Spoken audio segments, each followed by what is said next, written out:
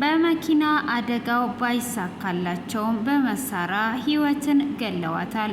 ሮቤልና ሊዳ እንግዲህ እንደምናውቀው ህይወትንና ሮቤልን ለመለየት ብዙ ነገርን እያደረጉ ቆይተው ነበረ።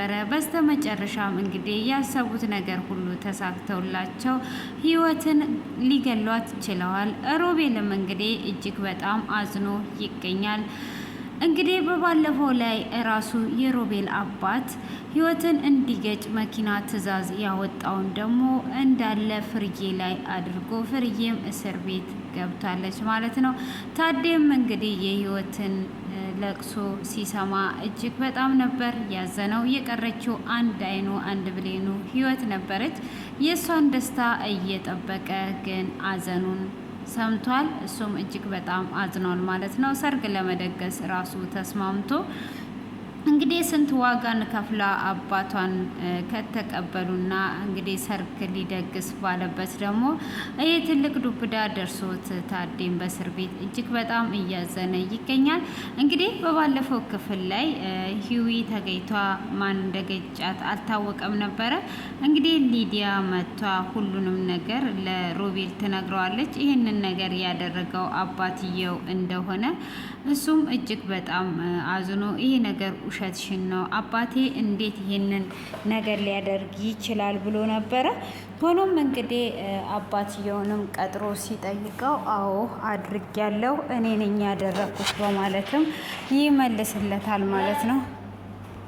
እኔ ነኝ ያደረኩት ብሎ ይናገረዋል። እንግዲህ እሱም እጅግ በጣም አዝኖ እውነት አባቴ አንተነ እንደዚህ ያደረከው ሁለተኛ ላይክ አልፈልግም ከዚህም በኋላ ልጄ ብለ እንዳትጠራኝ በማለት እንግዲህ ይናገረዋል ማለት ነው።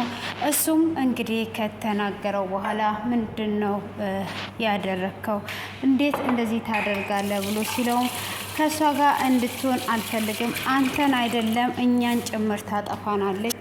ስለዚህ በፍጹም ከእሷ ጋር እንድትሆን አልፈልግም በማለት እንግዲህ ይናገራል ማለት ነው። ሆኖም እንግዲህ ከተናገረውም በኋላ ምንድን ነው እየተከሰተ ያለው ብሎ እሱም እጅግ በጣም በመናደድ የሮቤል አባትን ሮቤልም ከዚህም በኋላ እንግዲህ ልጅ እንዳልሆነ ልጄ ነው ብሎ እንዳይቀበለው አድርጎ ይሸኘዋል ማለት ነው። የሮቤል አባትም ምንም ያዘነው ነገር የለም።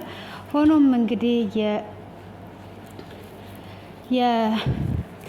ሊዲያን እንዴት አድርጌ ነው ብሎ እያሰበ ነው የሚገኘው። እንግዲህ ከፖሊስ ጣባ ተደውሎለት ወንጀሉን እንዲደረግ እዙ ትዕዛዝ እንዳወጣ ይነገረዋል ማለት ነው።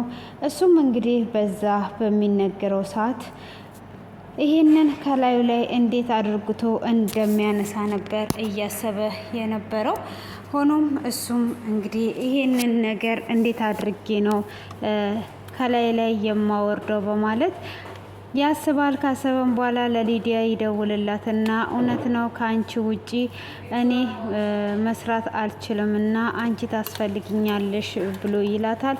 እሷም እሺ እኔ ካን ወዲህ ካንተ ጋር አንድ እርምጃ እንኳን መራመድ አልፈልግም ብላ ትለዋለች ማለት ነው። እሷም እንግዲህ እንደዛ በምትለውም ሰዓት አሁን መተሽ እንነጋገር ብሎ ይላታል። እሷም እሺ በማለት እንግዲህ ለመነጋገር ያስባሉ ማለት ነው። ከዛን እንግዲህ ከመጣችም በኋላ የባለፈው የፍርዬ ቪዲዮ አንቺ ጋር አለ አይደል ድምጽ ይላታል። እሷም አዎ አለ ብላ ትለዋለች። ለምን ፈለክ ብላ ስትል ስታስቢው በመርዝ ልትገላት የነበረው ዛሬ ደግሞ መኪና አደጋ አታስገድላትም ብለሽ ታስቢያለሽ እንዴ? ስለዚህ ይሄንን ሁሉንም ፕሮሰስ በእሷ ላይ እናደርጋለን ብሎ ይላታል።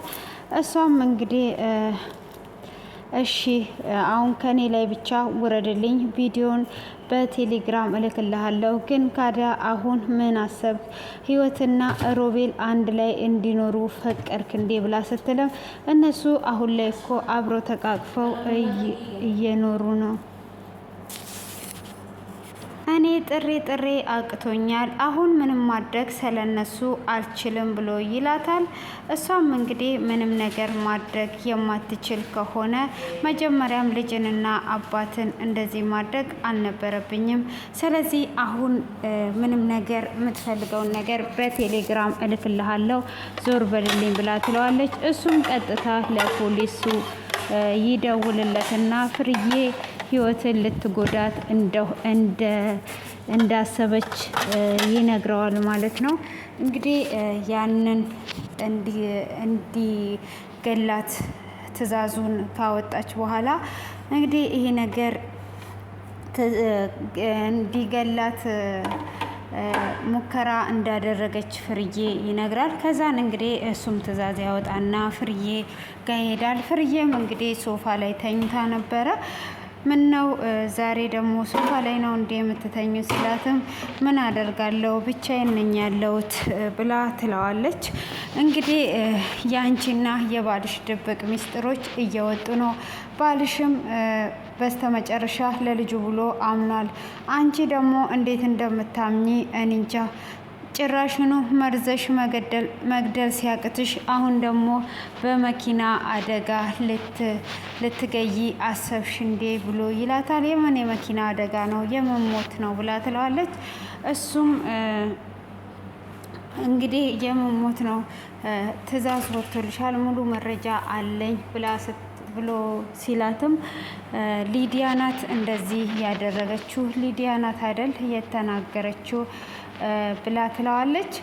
እሱም አሁን ወደ እስር ቤት የምትሄጁ ትዕዛዝ ወጥቶልሻል ብሎ እንግዲህ ፍርዬን ይዟት ይሄዳል። ፍርዬ በፍጹም አልሄድም እያለች ነበረ። እሷም እንግዲህ አልሄድም ብትል ራሱ መሄድ አለብሽ፣ ትሄጃለሽ፣ ሙሉ መረጃ አለን ብሎ ይላታል። እሱም እንግዲህ ሙሉ መረጃ አለን ብሎ ሲላትም እሺ እንሄድ በማለት እንግዲህ ይዟት ወደ እስር ቤት ይሄዳል። ህይወትና ሮቤልም እንግዲህ ሊጋቡ እጅግ በጣም እየተደሰቱ ነው። እንግዲህ በሰርግም ባንጋባ ሄደን እንፈራረማለን እያሉ እየሳቁና እየተጨዋወቱ እያለ እሷም አባቷ ጋር እንዲወስዳት ትፈልጋለች ማለት ነው። አባዬ ጋር ውሰደኝ ብላ ስትለውም አባዬ ጋር እንዴት ነው የምወስድሽ? መጀመሪሪያ እግርሽ ይሻልሽ እንጂ እንደዚህ ሆነሽማ ልወስድሽ ጥሩ አይደለም ብሎ ይላታል። አይ እንድትወስደኝ እፈልጋለሁ፣ አንተ እስከዛ ድረስ ትደግፈኛለህ፣ እዛ ደግሞ ስንደርስ ደግሞ እኔ ራሴን ችዬ ቆማለሁ ብላ ትለዋለች። እሱም እንግዲህ እሺ በማለትም እንግዲህ ይዟት ለመሄድ ይስማማል ማለት ነው። እሱም ይዟት ለመሄድ ከተስማማ በኋላ እንግዲህ እየጨፈሩና እየሳቁ ስለ ሰርጉም በቃ እንዲሁ እንደሚሰርጉ ይናገራሉ። እንግዲህ ይህንን ከተናገሩም በኋላ ወደ እስር ቤት ወደ ሮቤል ቤት ታዴ ያለበት ቤት ይወስዳታል ማለት ነው። እንግዲህ ታዴ ያለበት ቤት ስላችሁ እስር ቤት ዛሬ የሆነ ነገር እያሰብኩ ነው፣ በመሀል እየጠፋፋብኝ ነው ማለት ነው። እንግዲህ ታዴም ሳያት ህይወትዬ የኔ ህይወት እያለ እንግዲህ ያኔ እንደዛ አይንሽን እንዳላይ ያላላት ዛሬ ላይ እንግዲህ አጠራሩ ራሱ ልዩ ነበረ። እንደዛ እንግዲህ እየተንከባከባት እየጠራት ነበረ ማለት ነው። ሆኖም እንግዲህ እንደዛ እየጠራትና እየተንከባከባት ሳለም ምን ነው ልጄ፣ ምንድን ነው ደስ ብሎሻልም ጨንቆሻልም የምትነግሪ ነገር አለ ወይ ብሎ ይላታል። እሷም ምነው አባቴ የጨነቀኝም የቸገረኝም ነገር እንዳለ እንዴት አወክ ብላ ስትለውም ክፋዬ እኮ ነሽ እንዴትስ አላቅም ብሎ ይላታል። እንግዲህ እሷም እንደዛ በምትናገርበትም ጉድ ነው ዘንድሮ። ስንት ጊዜ ነው ዛሬ ሪከርድ ላደርግ የመጣሁት። ከምን እንደጀመርኩና ከምን እንደሚጨርስ ራሱ አላቅም። አይ ጠዋት በማርፈዴ ነው ይሄ ሁሉ ነገር ማለት ነው። እና የሮቤ አባት አልኩኝ የህይወት አባት እንግዲህ ስትነግረው ደስታውንም አዘኑንም ስትነግረው እንግዲህ ከሮቤል ጋር እየኖረች እንደሆነና ሊጋቡ እንደሆነ ስትነግረው በጣም ነበረ ደስ ያለው። አምላኩን ነበር ያመሰገነው ማለት ነው። እንግዲህ አምላኩን ከማመስገንም አልፎ ምንድነው እየተከሰተ ያለው ነገር እንግዲህ እጅግ በጣም በመደሰት ላይ ይገኛል ማለት ነው። ሆኖም እንግዲህ ሮቤል ሰርግ እንደማይደግሱና እንዲሁ ተፈራርመው እንደሚጋቡ ይነግረዋል። እንግዲህ እሱም በሚነግረው ሰዓት በፍጹም እንደዛ አይሆንም፣ የትኛው ጠላታችሁ ደስ ይበለው ብለህ ነው እንግዲህ ዛሬ እየተከሰተ ያለው ለሌላ ቀን አይደገምም። እንግዲህ ዛሬ ስቴዲየማችን ላይ የሆነ አንዳንድ ችግሮች ተጋጥመውት እንግዲህ በመቆራረጥ ላይ ይገኛል። እንግዲህ ምንም ነገር ማድረግ አይቻልም። ውድ የተከበራችሁ ፋሚሊዎቼ ለዛሬ ቅርታ እየጠየቅን እንግዲህ በዛሬ እየተከሰተ ባለው ላይ ይሄንን ይመስላል ማለት ነው። እንግዲህ ወደ ገደለው ስንገባ የሮቢ አባት እንግዲህ ለራይል እንግዲህ ራይልን አረሳቻትን ብዬ ተስፋ አደርጋለሁ። እንግዲህ ለራይል የተዘጋጀውን እንግዲህ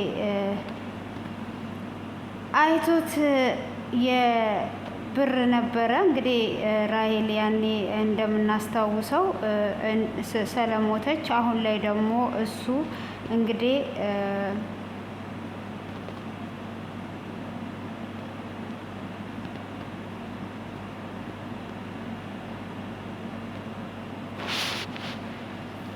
ለራይል ያዘጋጀሁት በቃ የዛሬውን ተውት ማለት ነው። እንግዲህ የመጨረሻ ክፍል ስለሆነ ለራይል ለሰርግ ያዘጋጀውን እሷ ስለሞተች ለህይወት ተሰጥቷታል ማለት ነው። እንግዲህ ህይወትም ደስ ብሏት ደግሞ ሊዲያንም ሙዜ አድርጓ ምን ብላ ፍርዬም እንግዲህ ወደ እስር ቤት ገብታ ምን ብላ መጨረሻ እንግዲህ የሮቤልም አባት ተይዞ ነበረ። አንተ የራስን ወንጀል ሰዎች ላይ አላከ በነፃ ልታገኝ ነበር ወይ ብሎ እንግዲህ እሱንም ወደ እስር ቤት ለማስገባት ተናግሯል ማለት ነው።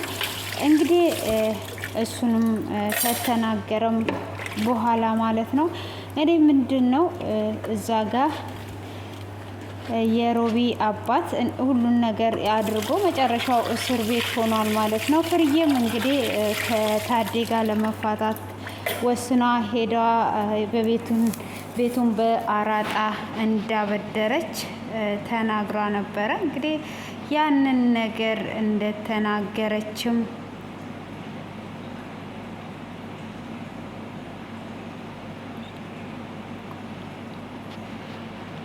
እያለች እንግዲህ ትገኛለች ማለት ነው። ሆኖም እንግዲህ እንደምናውቀው ፍርዬንም ሊፈታት ወስኖ ነበረ።